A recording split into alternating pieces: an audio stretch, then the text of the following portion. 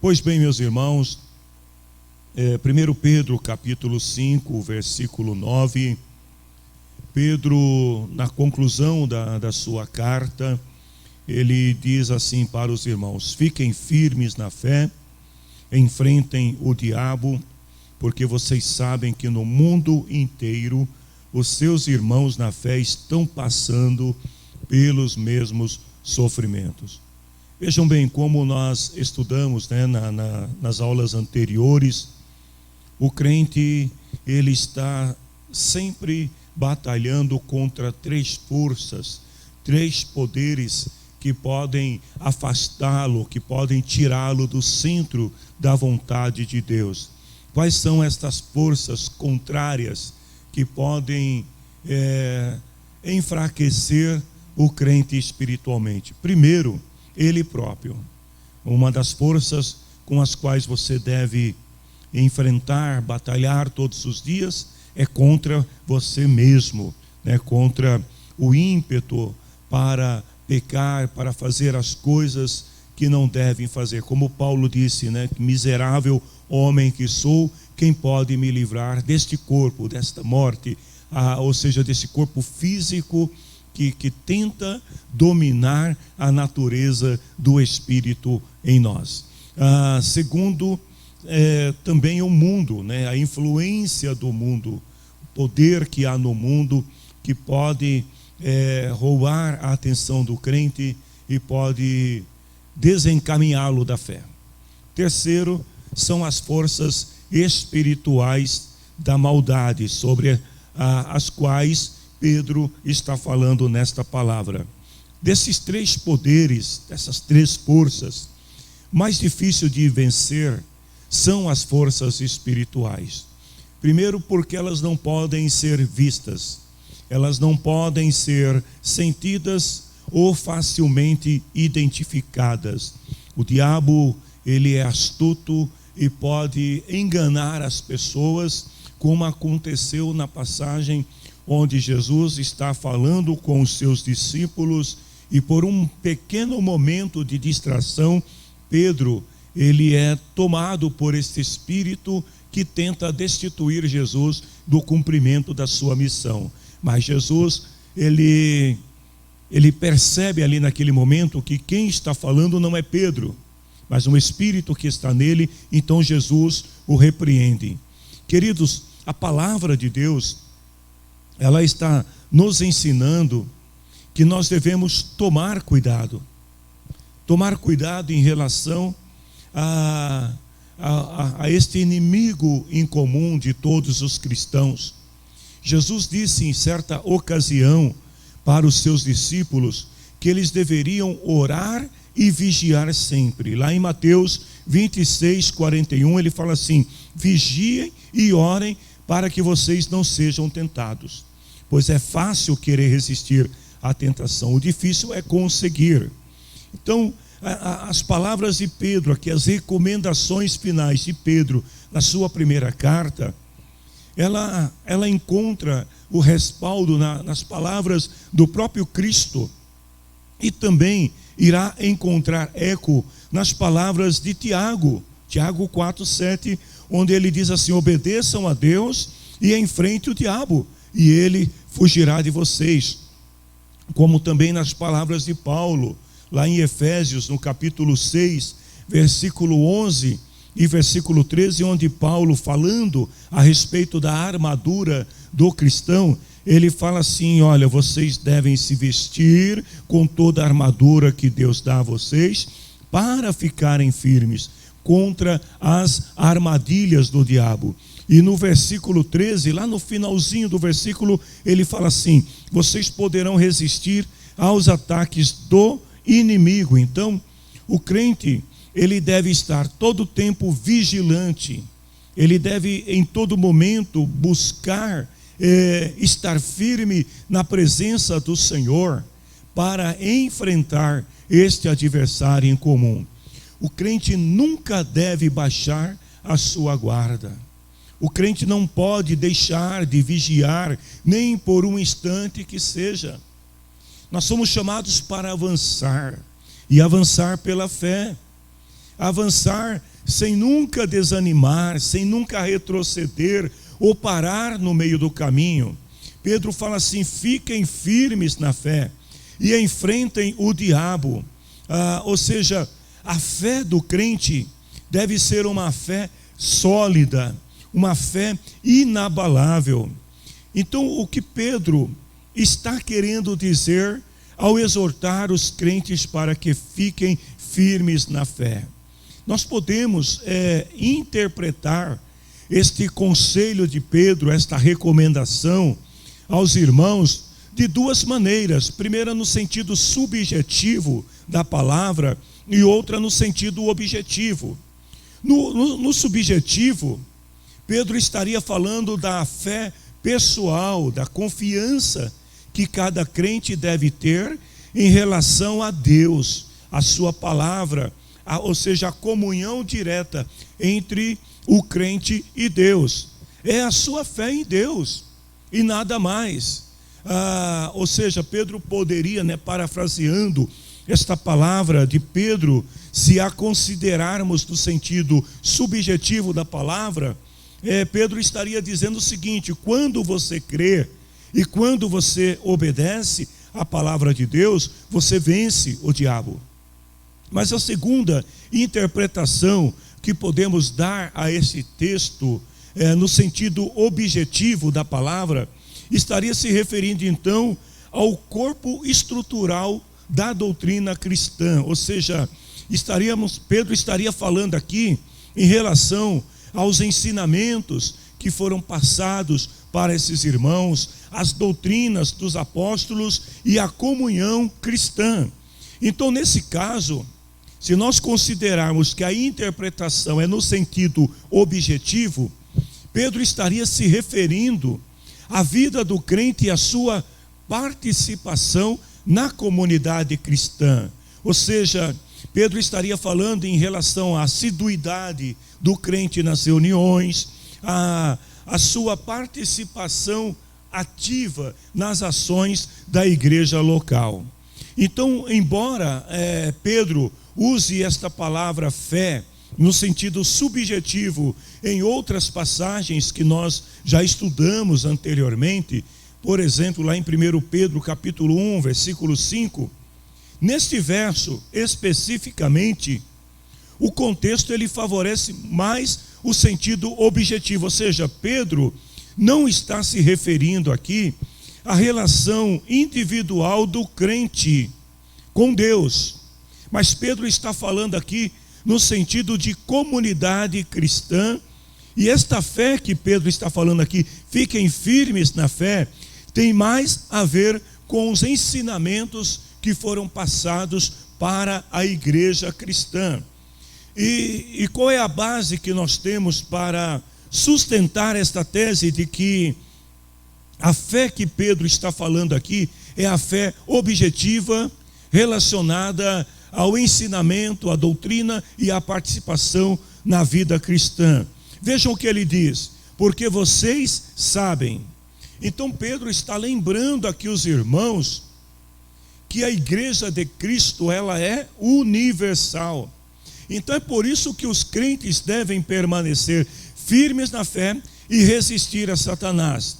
Quando ele usa a expressão vocês sabem, ele não está se referindo ao conhecimento sobre você fazer alguma coisa, sobre você estar pensando em alguém especificamente, mas ele está falando aqui no sentido dos leitores pensar nos outros cristãos, não numa pessoa, mas em todos os cristãos que estão espalhados em todas as partes do mundo. Ele diz assim que no mundo inteiro os seus irmãos na fé estão passando pelos mesmos sofrimentos. Então, quando Pedro fala aqui de estar firmes na fé e enfrentar o diabo, no sentido de conservar, de permanecer firmes no ensinamento da palavra de Deus, Pedro aponta aqui para as experiências de sofrimento que outros cristãos estavam passando ao redor do mundo, e ele chama a atenção para a perseverança daqueles irmãos em manter firme a sua fé em Deus. Fazendo um paralelo histórico daqueles dias com os dias atuais, quantos cristãos neste dia, neste momento em que eu estou falando aqui com vocês, quantos cristãos que ao redor do mundo estão passando por perseguições, sofrimentos, privações, até mesmo morte, por causa de Jesus Cristo. Então, Pedro chama a atenção dos irmãos e fala assim: irmãos, fiquem firmes na fé, porque o sofrimento não é exclusividade tua ou de mais alguém. Os nossos irmãos também estão passando pelos mesmos sofrimentos em todas as partes do mundo.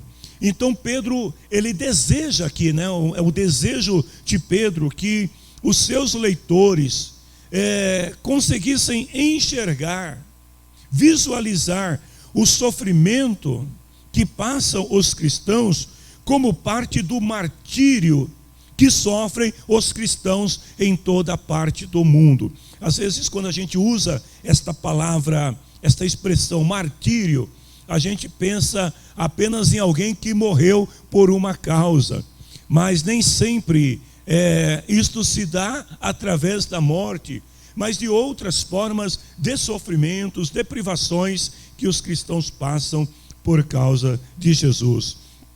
Então os cristãos em todo o mundo estão sofrendo por Jesus. Irmãos, quem é crente em Jesus, quem está firmado na palavra de Deus, que procura viver a palavra de Deus em qualquer parte do mundo. Porque vejam bem, quando João, escrevendo a sua carta, ele fala assim, que o mundo jaz no maligno, note que ele não disse assim, olha, o hemisfério sul do planeta está no maligno. Ele não disse o Brasil está no maligno, a nação A, B ou C, o continente X está no maligno. Ele disse que o mundo está no maligno. Ou seja, em qualquer parte da terra, os cristãos estão sofrendo por causa de Cristo. E parafraseando aqui as palavras de Pedro, ele estava dizendo aos irmãos o seguinte: os mesmos sofrimentos que seus irmãos sofrem são os que também te tocam. Então você está sofrendo por causa de Jesus em determinada área, circunstância da sua vida, fique sabendo que existem mais pessoas que também estão passando pelos mesmos sofrimentos que você. Fique firme na fé. Pedro continua no versículo 10 e 11, e ele fala assim: depois de sofrerem por um pouco de tempo, o Deus que tem por nós um amor sem limites e que chamou vocês para tomarem parte na sua eterna glória, por estarem unidos com Cristo, Ele mesmo os aperfeiçoará e dará firmeza, força e verdadeira segurança. A Ele seja o poder para sempre. Amém. Então Pedro, concluindo a sua epístola, a sua carta, ele termina com uma bênção sobre aqueles irmãos, uma oração de coração que ele faz àqueles irmãos, citando a sua própria experiência de sofrimento. Olha só, queridos, que bela bênção.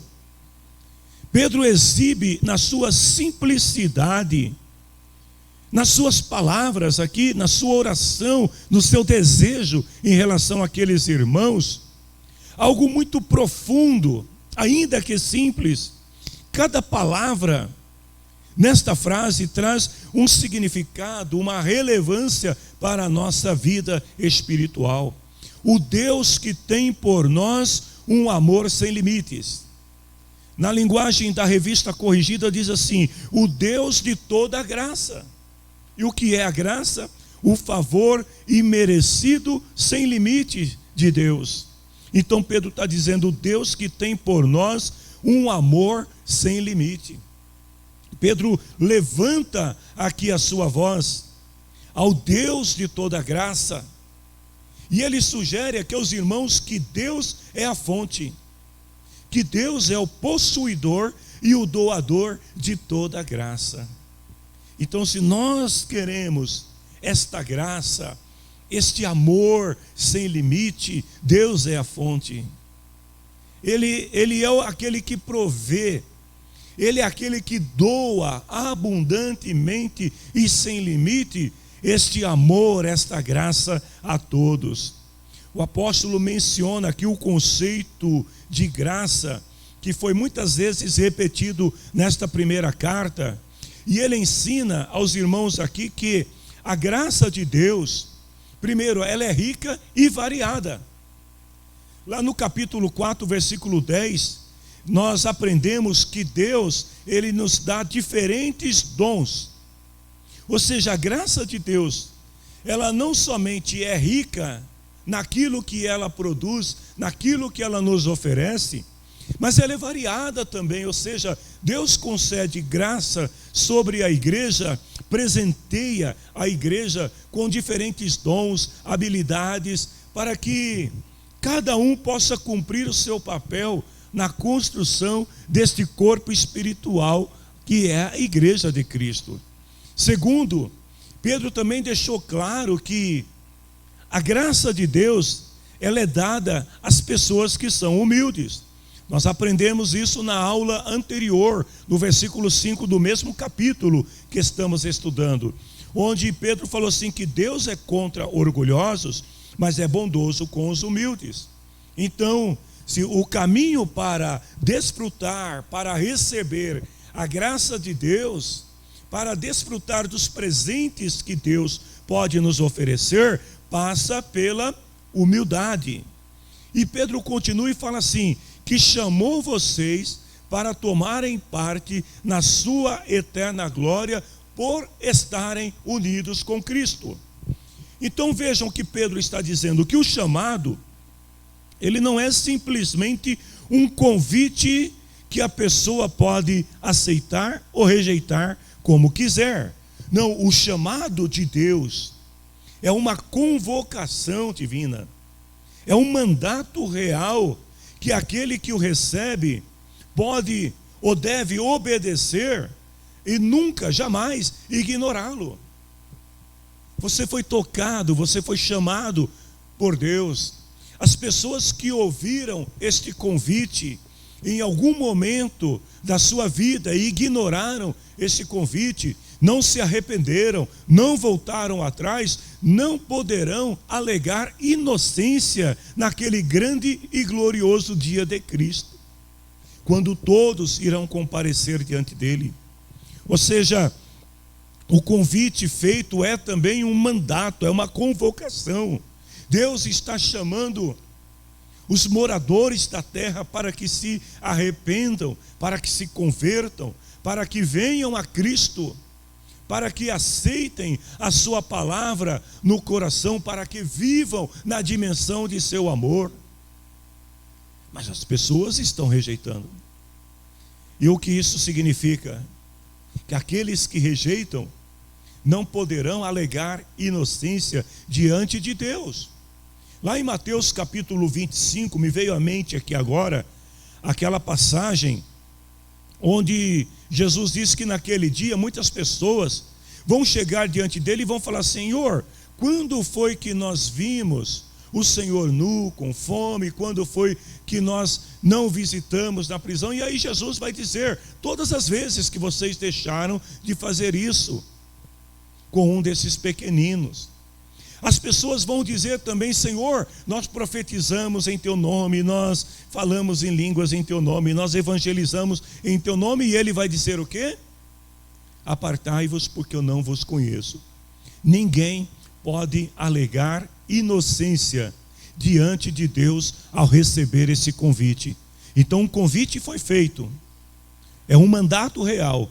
Você aceita, você o recebe e desfruta, ou ignora e depois arca com as consequências.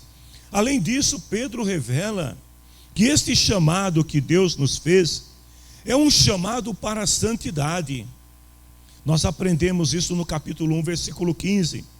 É um chamado para a sua maravilhosa luz. Capítulo 2, versículo 9. É um chamado para servir. Ainda no capítulo 2, 21 e no 3, 9. E é um chamado para a glória eterna, como vimos agora. Esse recurso, ele é efetivo e é em consequência da eleição por meio do qual Deus nos escolhe, nos santifica e nos chama à obediência. Lá em 1 Pedro 1:2, logo quando Pedro começou a sua carta, logo no início ele já disse assim: vocês foram escolhidos de acordo com os propósitos de Deus. Observe agora, queridos, que já nesse versículo 10 que nós acabamos de ler, Pedro, ele acrescenta a expressão assim: olha, o Deus que chamou vocês para tomarem parte na sua eterna glória, por estarem unidos com Cristo. Ao adicionar o nome de Cristo, Pedro deixa claro que Deus nos escolheu por causa de Cristo, por causa do sacrifício de Cristo, da morte expiatória de Cristo, que abriu o caminho, a porta, para que nós pudéssemos voltar a esta comunhão com o Criador. Efésios capítulo 1, versículo 4, Paulo diz que Deus nos escolheu antes da criação do mundo. Ou seja, antes das coisas da queda acontecer, antes da criação, antes de todas as coisas tomarem forma e se tornarem reais no mundo físico, o Senhor já tinha nos escolhido. Ele já tinha preparado um plano glorioso de redenção da humanidade, que seria criada, que cairia, mas Ele já tinha preparado o seu plano para nos trazer de volta à sua comunhão. Deus nos chamou a fim de repartir a sua glória conosco, com aqueles que são chamados.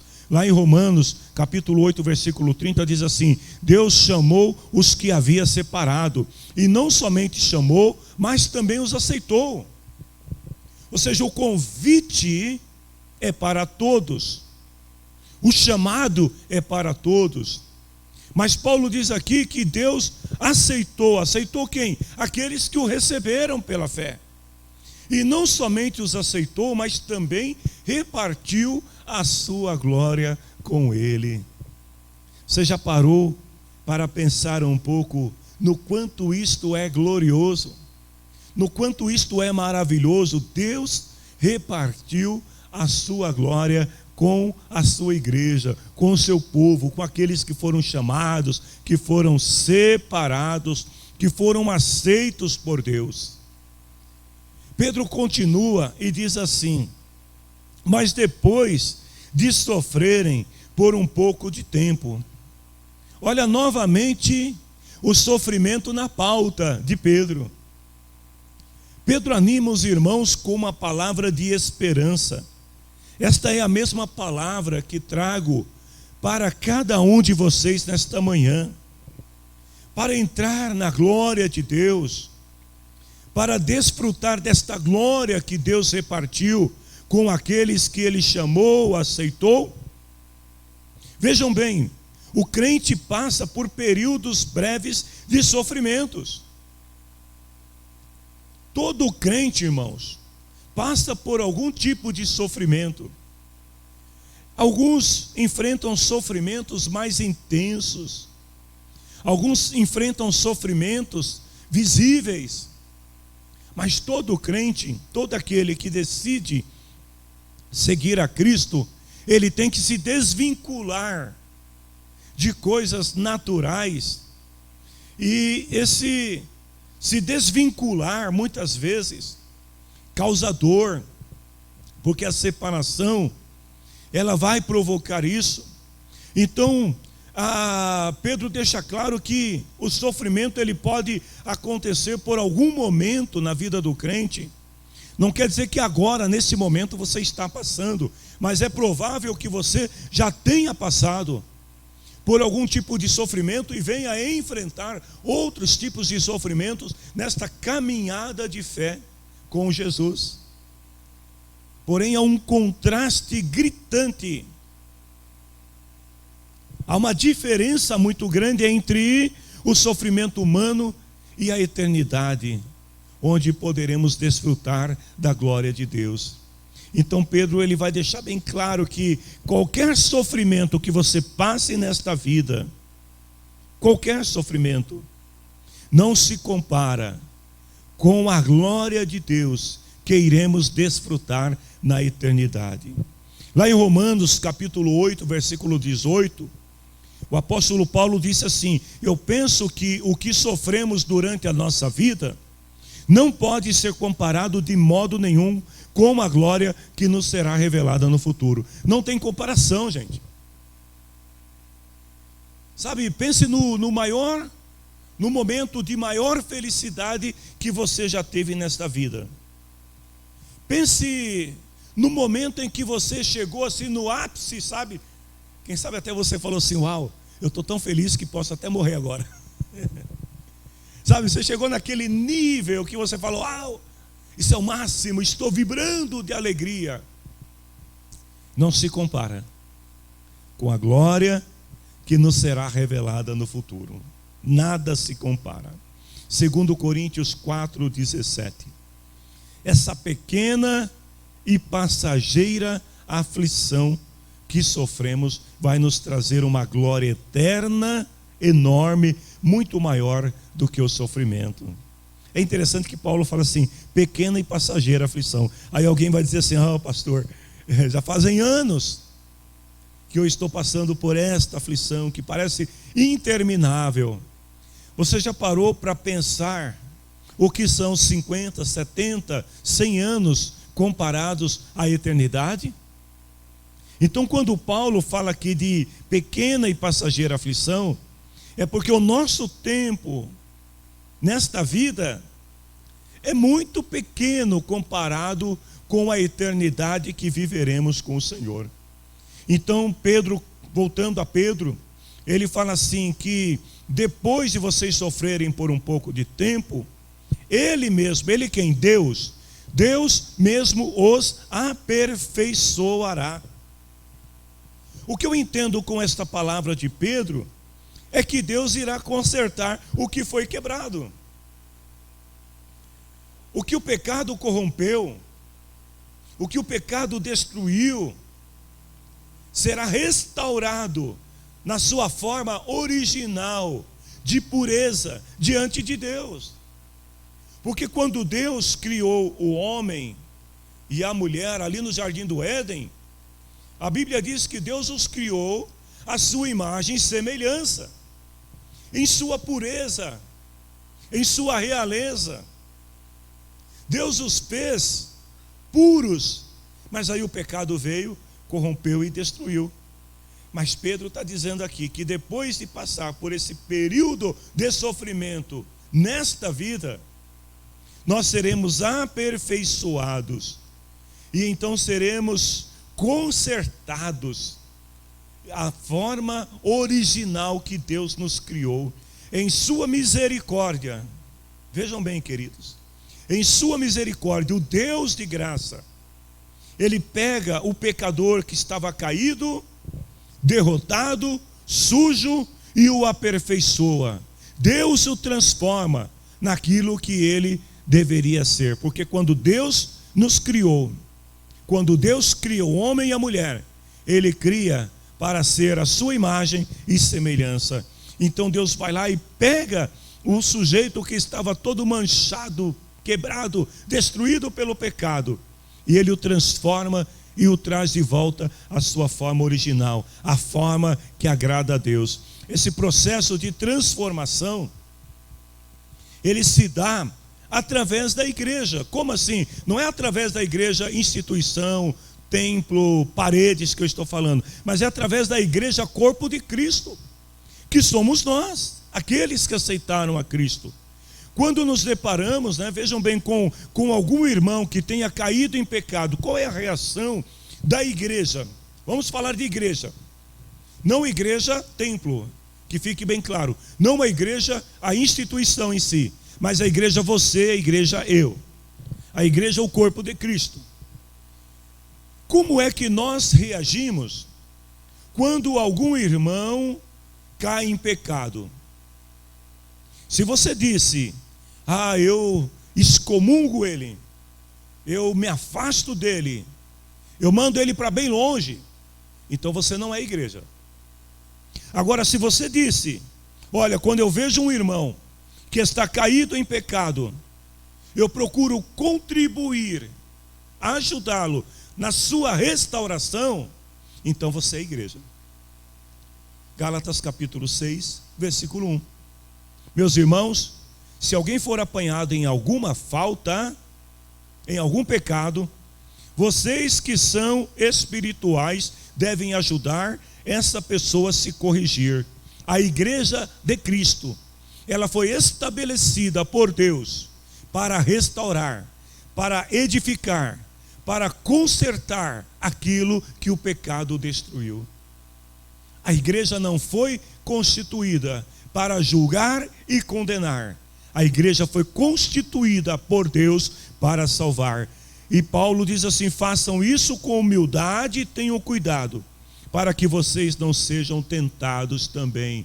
Queridos, enquanto estivermos nesta vida, todos nós, por mais sério que você seja, por mais correto que você seja, fique sabendo que se nós não vigiarmos, se não ficarmos firmes na fé, como Pedro disse lá no versículo 10, se nós não ficarmos firmes na fé, nós também podemos, ao ser tentados, cair em pecado.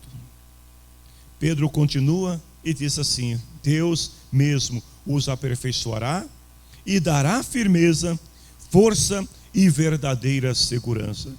Ou seja, esse processo de aperfeiçoamento do homem, que Deus opera na sua vida, através da sua palavra, que é pregada pela igreja de Cristo. Pedro diz assim que Deus fortalecerá os crentes em sua fé.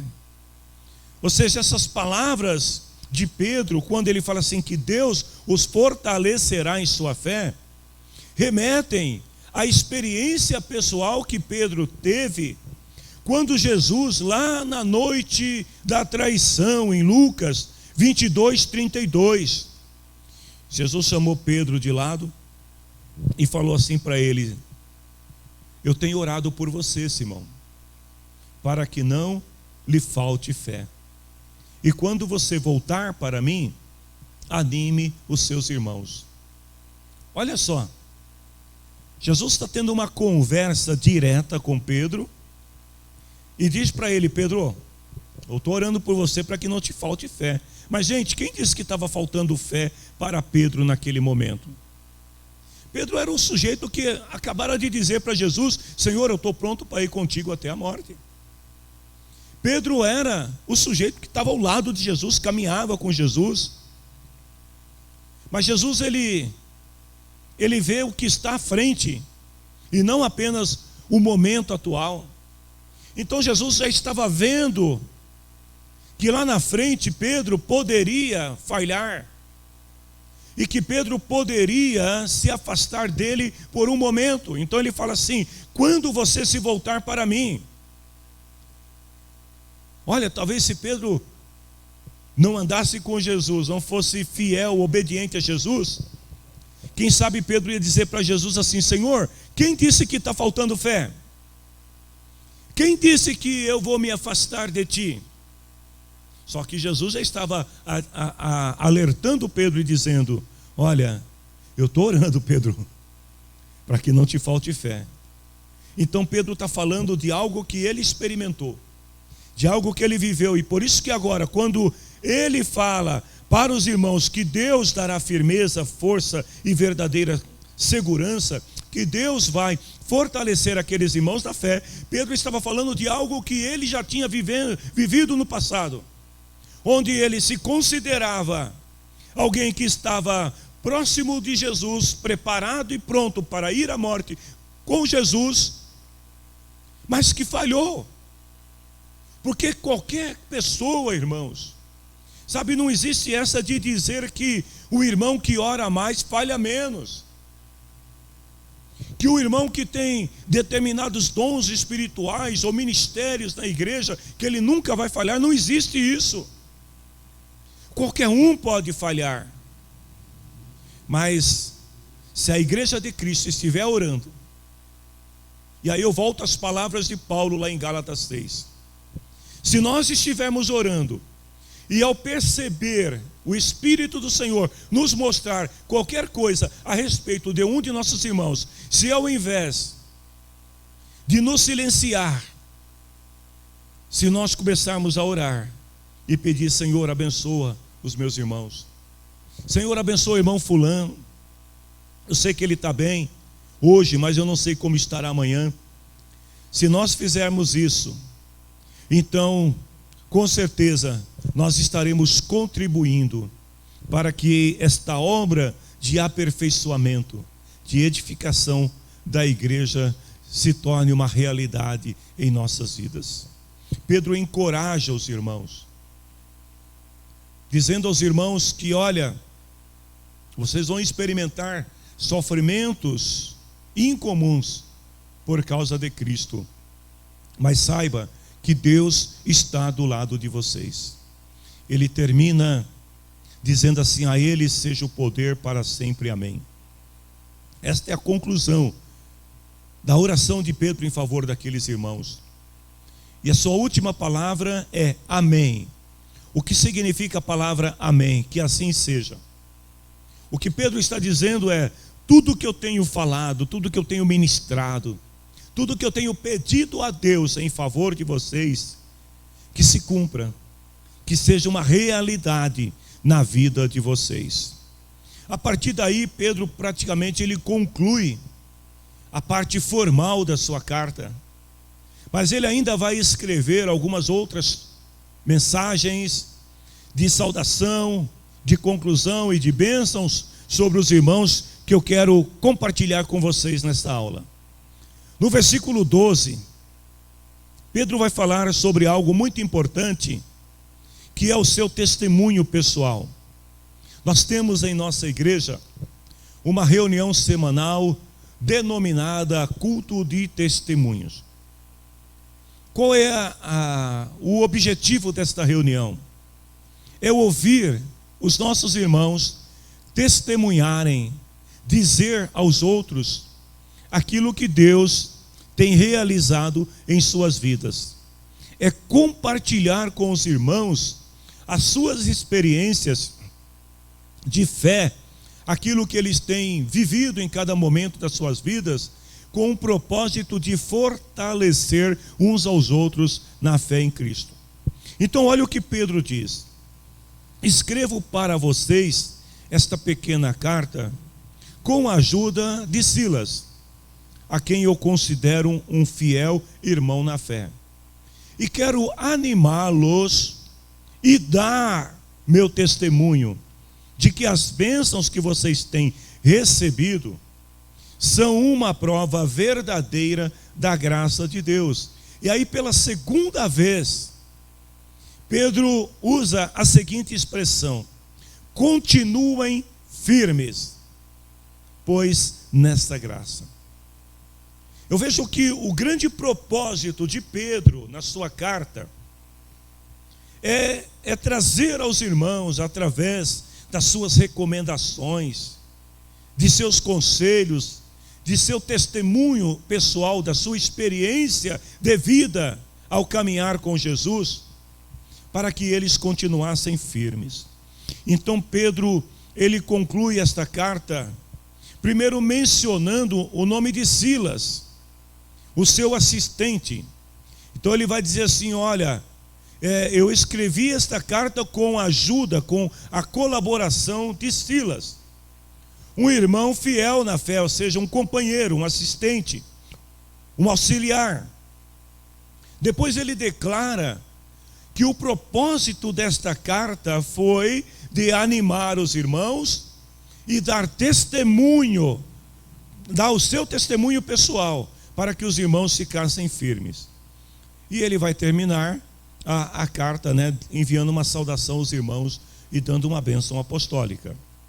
Algumas questões importantes sobre a carta de Pedro nestes versículos. Primeiro, quem é Silas? O assistente pessoal de Pedro. Você já parou para pensar quem seria o Silas aqui que Pedro está se referindo? Eu penso que este Silas seja a mesma pessoa que acompanhou Paulo na sua segunda viagem missionária. É a mesma pessoa que Paulo cita em suas cartas pelo nome de Silvano. Silvano, na verdade, é uma variação do nome Silas, né? Ou seja, Silas, ele é citado na Bíblia como um profeta. Está lá em Atos 15, 32. Então Pedro, ele está acompanhado de um profeta. Aí isso me lembra daquela palavra do Senhor lá em 2 Crônicas 20, que diz assim que ao crer nos profetas do Senhor, nós prosperaremos. Então Pedro, ele também se sente acompanhado aqui de Silas, profeta, cidadão romano, Atos 16, 37. E tudo indica que este Silas, então, voltando aqui ao que eu estava declarando, que ele é o mesmo Silvano que acompanhava Paulo. Silvano é uma variação latina do nome Silas, que vem do grego. O comentário de Pedro sobre Silas como irmão também sugere que Silas era alguém conhecido da comunidade cristã. A palavra irmão na fé também presume que Silas era uma pessoa que tinha uma vivência, uma experiência ministerial muito grande. Provavelmente ele era visto pelos irmãos como um auxiliar dos apóstolos, uma pessoa respeitada na igreja primitiva. A segunda pergunta surge por causa da declaração de Pedro, onde ele fala assim: escrevo para vocês esta pequena carta com a ajuda de Silas. Então me veio a pergunta: quem de fato escreveu a carta? Seria Pedro ou Silas? Considerando que Pedro era uma pessoa iletrada, de pouca formação e pouco conhecimento do idioma grego, então é possível que Silas tenha ajudado Pedro na elaboração da sua carta, na escrita da sua carta. Vejam bem, Pedro é o autor da carta, isso está claro. Mas Silas pode tê-lo ajudado como secretário, como era comum naquela época, onde os escribas escreviam as cartas para as pessoas que não sabiam ler ou escrever. Então Silas pode ter sido aqui o escriba de Pedro. Outro ponto que corrobora com este pensamento, com esta afirmação, é que pelo fato de Silas ter um conhecimento do grego fluente, ele pode então ter ajudado Pedro, por isso que ele declara aqui que ele o considerava um irmão fiel na fé, para que a epístola pudesse ter uma linguagem que fosse acessível a todas as pessoas daquela época, considerando que o grego era um idioma comum. A terceira pergunta é: qual é a finalidade desta carta que nós acabamos de estudar? Vejam bem, Pedro declarou aqui que a sua intenção de escrever a carta foi com o propósito, com a finalidade de animar e dar o seu testemunho pessoal, para que os irmãos pudessem identificar nas pequenas coisas, nos pequenos livramentos, nas coisas que estavam acontecendo, nas provisões sobre a vida deles, eles pudessem identificar uma prova inconteste da verdadeira graça de Deus. Então ele confirma que a graça de Deus pregada pelos apóstolos, que foi aceita pela fé por aqueles irmãos, é uma fé verdadeira. E ele continua dizendo aos irmãos aqui que eles deveriam continuar confiando plenamente na mensagem que ouviram dos apóstolos, que os sofrimentos daqueles irmãos era algo momentâneo e passageiro se comparado com a glória que seria revelada. Então Pedro, ele termina dizendo assim: fiquem firmes nessa graça. A exortação de Pedro aqui é um mandamento, né? Um mandamento, assim como Paulo também, quando escreveu lá em 1 Coríntios 16, 13, que ele falou assim para os irmãos: fiquem alertas, firmes, sejam corajosos e firmes. Então Pedro está terminando a sua carta, mas ele faz questão de ser redundante no sentido de lembrar os irmãos que eles devem ficar firmes na fé. Uma vez eu ouvi uma pessoa dizer assim: pastor, você, na sua pregação, às vezes você repete muitas vezes a mesma palavra, você fala muitas vezes a mesma coisa. Então é mais ou menos isso que Pedro estava fazendo também. Pedro estava repetindo o mesmo ensinamento que ele já tinha dado no decorrer da carta, para que os irmãos não se esquecessem. Aliás, um bom pastor, um bom professor, um bom ensinador, ele sempre vai repetir várias vezes aquilo que ele quer que as pessoas entendam, para que a ideia seja fixada, para que o ensinamento seja bem recebido por todos aqueles que o ouvem. Então, enfim, Pedro está terminando a carta. E com isso também nós estamos terminando a primeira carta de Pedro. Versículo 13 e 14. Ele fala assim: a igreja que está em Babilônia, escolhida também por Deus, manda saudações. O meu filho Marcos também manda saudações. Cumprimente uns aos outros com um beijo de irmão, e que a paz esteja com vocês que pertencem a Cristo, né? A linguagem que Pedro usa neste encerramento da sua carta é um tanto quanto enigmática. A quem realmente Pedro está se referindo quando ele fala assim: a igreja que está em Babilônia, escolhida também por Deus, manda saudações? Ou noutra linguagem, né, clássica, diz: a vossa coeleita em Babilônia vos saúda, e meu filho Marcos. Quem é esta escolhida? Quem é esta coeleita que Pedro está se referindo aqui? Que ele fala assim, que está em Babilônia. Será que Pedro estaria falando da sua esposa, que o acompanhava em suas viagens missionárias? Algo que é muito pouco citado nas pregações atuais. Mas Pedro, ele não andava desacompanhado.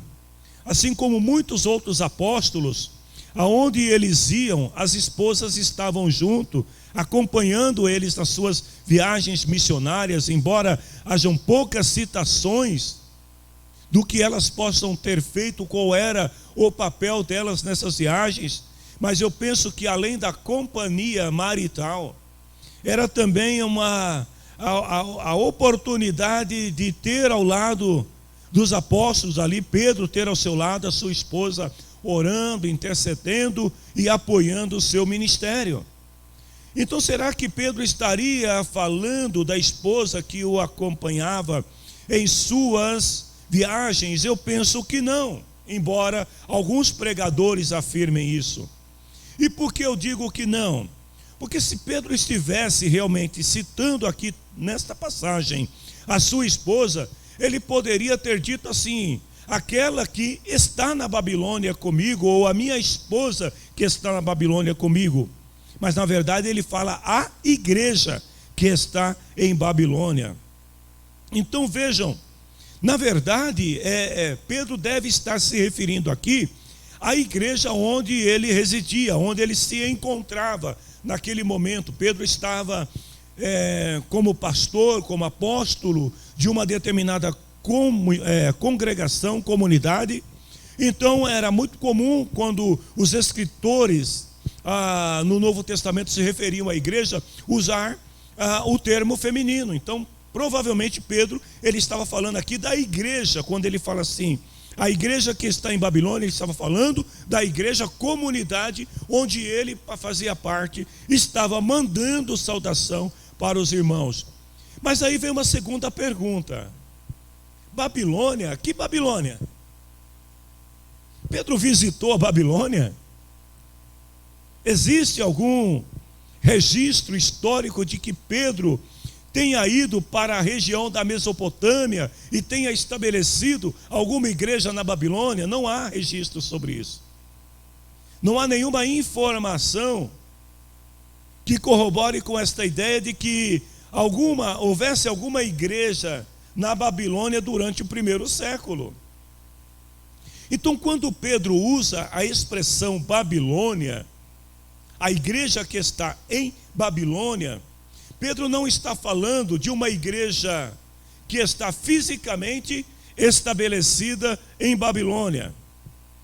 O que é mais viável e de fácil interpretação e de aceitação entre os estudiosos é que Babilônia, na verdade, era um codinome para Roma. Lembrando que Babilônia era lembrada como pela sua grandeza, pela sua realeza do passado, e agora Roma está vivendo esses dias de grandeza, de realeza. Então, em tempos de perseguições, era também comum que os cristãos tivessem um certo cuidado quando escreviam as suas cartas, para não colocar em perigo os cristãos quando escreviam. Então, ao invés deles citarem, por exemplo, a localização exata aonde estavam aqueles irmãos, colocando em risco a vida daqueles irmãos, eles citavam algum codinome, que era de fácil interpretação de outros irmãos, mas não dos leigos, que não faziam parte da comunidade cristã. Um exemplo que a gente tem lá em Apocalipse, capítulo 14, versículo 8, Apocalipse 16, 17, 17, 5 e por aí adiante, nós vamos ter alguns exemplos de João, quando ele estava exilado na ilha de Patmos, durante a perseguição à igreja cristã pelo imperador Domiciano, que ele chama Roma de Babilônia. Então, ao invés dele citar Roma, ele cita Babilônia, que era uma forma de não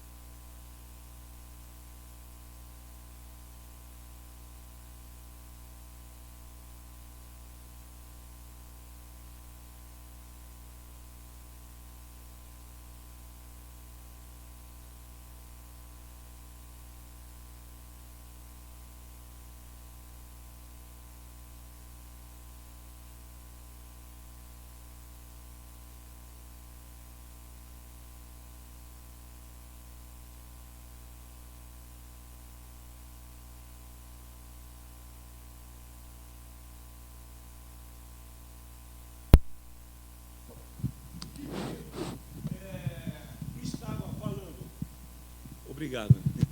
Graças a Deus. Se Pedro estava, no meio da aula, a bateria do microfone não resistiu, mas graças a Deus que o Ale já preparou aqui um outro microfone. Vejam bem, Marcos era, então, vou voltar um pouquinho aqui à aula, não sei se vocês puderam acompanhá-la ou não. Marcos era filho biológico ou filho espiritual de Pedro? Se nós supormos que Pedro estava falando aqui que a sua esposa é que estava enviando saudações aos irmãos, então podemos também supor que Marcos fosse filho biológico de Pedro. Mas lembrando que isto é pouco improvável. Porém, se Pedro, que é a interpretação aceita pela maioria dos estudiosos, se Pedro estava se referindo à igreja de Cristo, então provavelmente Marcos é aqui o filho espiritual de Pedro.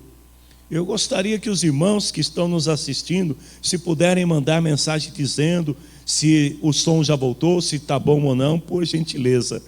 Amém?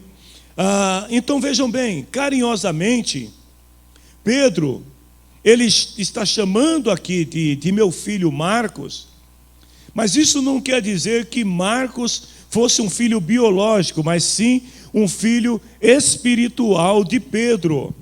Então, ao afirmar que Pedro é seu filho, aliás, que Marcos era filho de Pedro, nós podemos ver que Marcos ele tinha uma ligação com a vida ministerial de Pedro. Por exemplo, Pedro, ele esteve presente ali, né? Participou da conversão de Marcos. A gente vai encontrar isso em Atos capítulo 12, versículo 12. Graças a Deus o som voltou. João Marcos,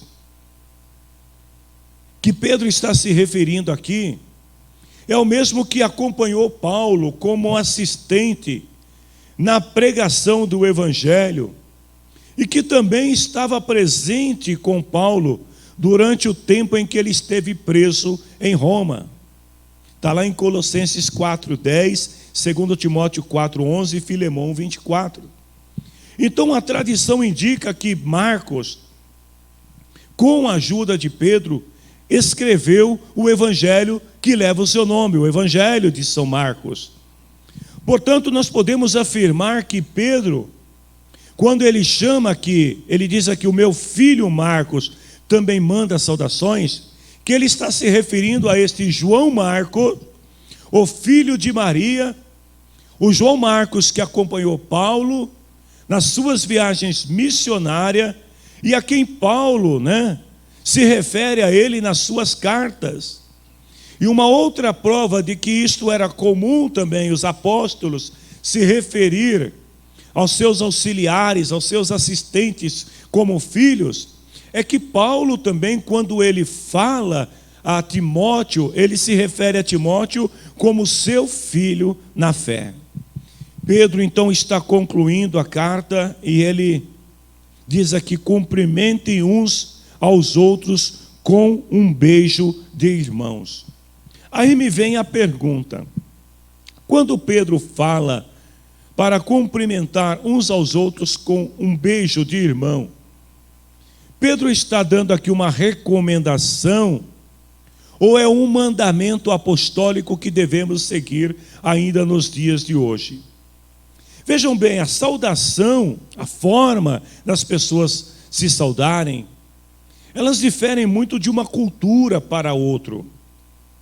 Na cultura oriental, naquele tempo, era muito comum os irmãos se cumprimentarem com beijo.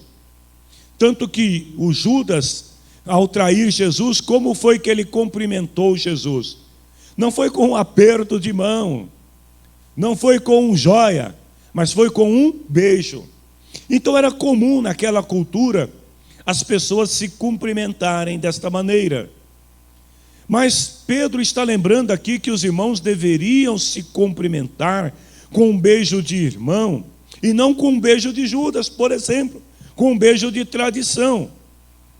Agora vamos trazer para os nossos dias atuais, para a nossa sociedade, para a cultura predominante de nossa época. Nós vamos ver que, diferente dos judeus, onde o beijo de saudação era muito comum entre eles, tanto no Novo como também no Antigo Testamento, no caso, por exemplo, da nossa cultura, isso não é tão comum assim. Então vamos ver, na igreja dos gentios, os presbíteros em Éfeso abraçaram e beijaram Paulo em sua despedida, está lá em Atos 20:37. O beijo no mundo antigo era um sinal de amizade, no encontro, assim, era uma forma de expressar respeito, amizade, consideração pelo outro. Tanto que Paulo usou também muitas vezes dessa expressão, exortando os cristãos a se cumprimentarem com um beijo santo. Agora vejam bem, isso não quer dizer que nos nossos dias nós devemos agir da mesma maneira. Não tenho absolutamente nada contra os irmãos que se cumprimentam com os beijos. Mas devemos lembrar que isto não é um mandamento, ou seja, não é um dever de todo cristão. Se você se sente bem com um beijo, com um cheirinho, amém, glória a Deus. Mas se você não sente também, ou se o teu irmão não se sente bem sendo cumprimentado desta forma, respeite-o.